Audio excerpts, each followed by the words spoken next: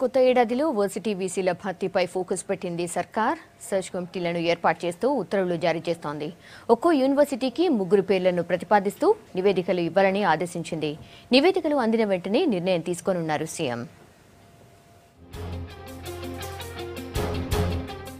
Incharge vice ఛాన్సలర్లకు check పెట్టేందుకు ready అయింది ప్రభుత్వం. ఫుల్ టైం వీసీలతో యూనివర్సిటీలను గాడిలో పెట్టే పనిలో పడింది.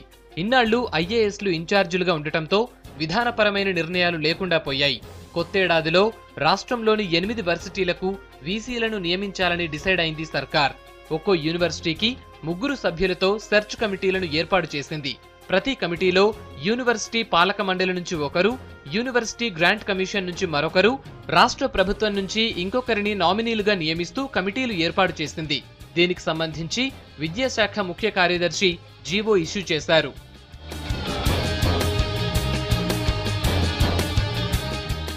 ఓయూ వర్సిటీకి మాజీ వీసీ సిద్దికి, యూజీసీ నామినీగా దీక్షిత్, ప్రభుత్వం తరపున రామకృష్ణరావుతో సెర్చ్ కమిటీని నియమించింది. కాకతీయ మాజీ వీసీ ప్రసాద్, యూజీసీ నుంచి శివాజీరావు, ప్రభుత్వం నుంచి రామ్జీవ్ ఆర్ ఆచార్యలతో కాకతీయ వర్సిటీ సెర్చ్ కమిటీని ఏర్పాటు చేసింది. ఒక్కో సెర్చ్ కమిటీ 3 పేర్లతో నివేదికను అందించాలని సర్కార్ ఆదేశించింది.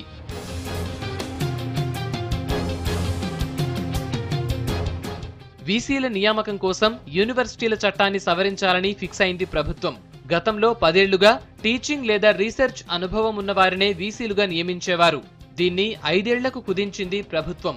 బలహీన వర్గాలకు చెందిన అధ్యాపకులకు న్యాయం చేసేలా ఈ నిర్ణయం తీసుకుంది.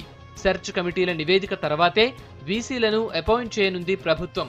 వీసీ పోస్టుల కోసం ఉన్నత విద్యాశాఖకు ఇప్పటి వరకు 60కి పైగా దరఖాస్తులు అందినట్లు సమాచారం.